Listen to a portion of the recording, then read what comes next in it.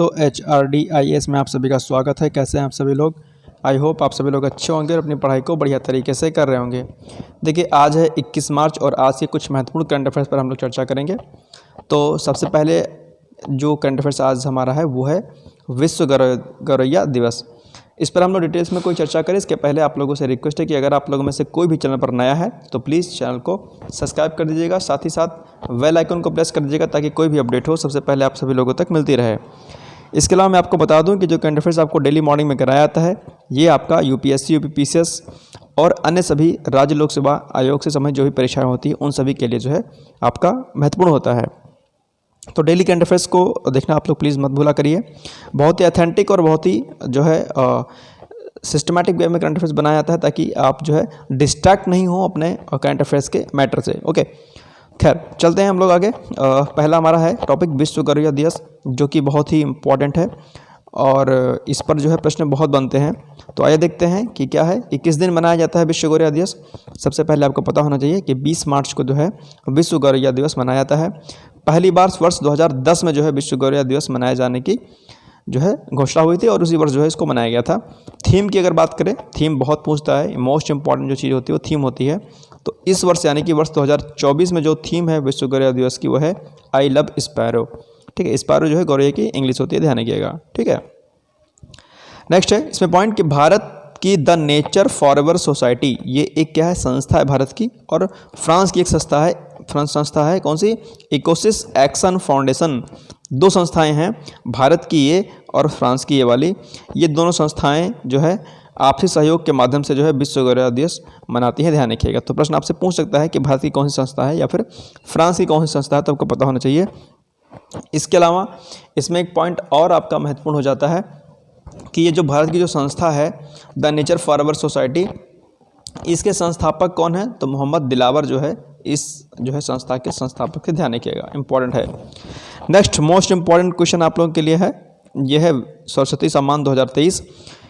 वर्ष 2023 का सरस्वती सम्मान किसको मिला है, तो प्रभा वर्मा जी को मिला है। कौन है ये प्रभा वर्मा जी? कवि एवं साहित्यकार, ध्यान रखिएगा, मेल है या फीमेल नहीं है। प्रभा से आप लोग फीमेल मत समझ लीजिएगा। ठीक है, तो कवि एवं साहित्यकार हैं।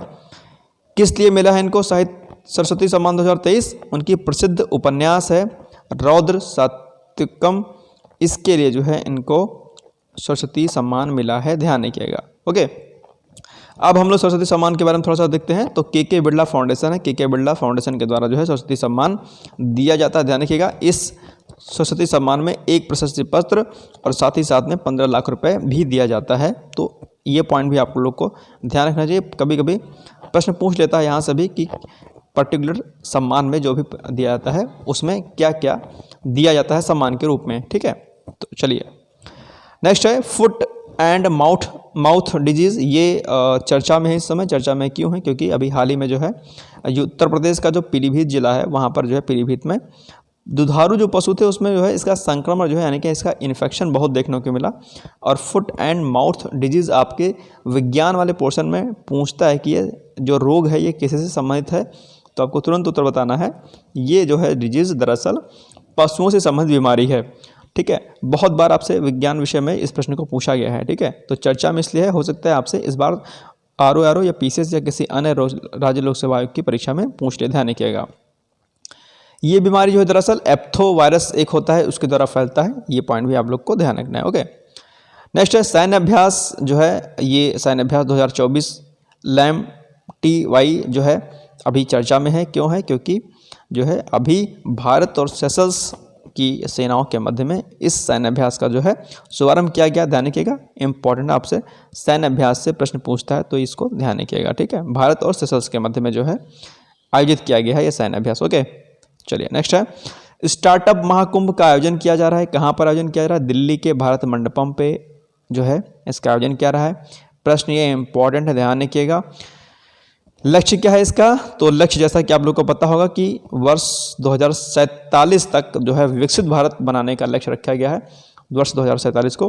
तो जो स्टार्टअप महाकुंभ है उसमें भी जो है ये जो हमारा लक्ष्य रखा गया था पहले ऑलरेडी 2047 का, उसको पूरा करने के लिए स्टार्टअप में और क्या क्या चीज़ें बेहतर हो सकती हैं और किस तरीके से स्टार्टअप को ग्रो हम कर सकते हैं, उस पर जो है महाकुंभ का आयोजन किया जा रहा है, यानी कि बहुत सारे स्टार्टअप के लोग वहाँ पर सम्मिलित होंगे और उस पर जो है सारी चीज़ें वहाँ पर स्टार्ट होंगी। ओके, तो ये हो गया आपका स्टार्टअप महाकुंभ, पूछ सकता है आपसे, ध्यान रखिएगा। ओके, नेक्स्ट है खनिज उत्पादन में बढ़ोतरी हुई, अभी हाल ही में डेटा भी जारी किया गया है।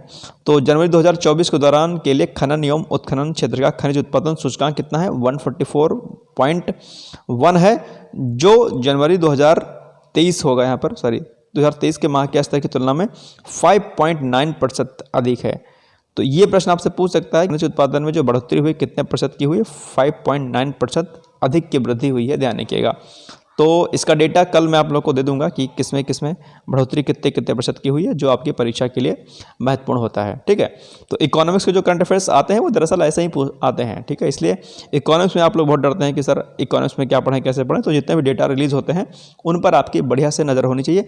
इसका डेटा जो है आज शाम तक या कल मैं इसको रिलीज़ कर दूंगा, तो आप लोग इसको देख लीजिएगा। ओके, तो ये हो गया आज आपके कुछ महत्वपूर्ण करंट अफेयर्स। और अब एक सिंपल सा छोटा सा प्रश्न आप लोगों के लिए कि विश्व जल दिवस कब मनाया जाता है, ध्यान करके आपको बताना है। इसका आंसर कमेंट बॉक्स में प्लीज़ दीजिएगा।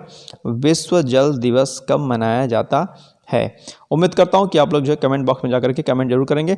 इसके अलावा आपको बता दूं कि वर्ष 2024 और वर्ष 2025 के लिए अगर आप मुख्य परीक्षा के लिए आंसर राइटिंग प्रैक्टिस शुरू करना चाहते हैं तो प्लीज़ जो है कमेंट बॉक्स करें, उसके माध्यम से जो है आप हमसे टेलीग्राम व्हाट्सएप के माध्यम से जुड़ें और अपनी परीक्षा को सफल बनाने के लिए मुख्य परीक्षा के लिए आंसर राइटिंग प्रोग्राम में जरूर सम्मिलित हों। और कोई भी क्वेरीज होगी इसके लिए हम लोग आपसे जो है बाद में बात करेंगे।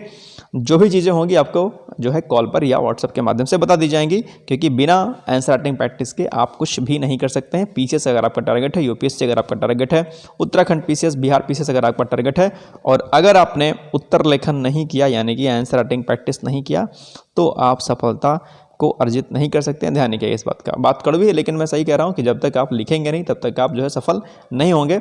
28 मार्च से कोर्स स्टार्ट हो रहा है, आप लोग सम्मिलित हो सकते हैं।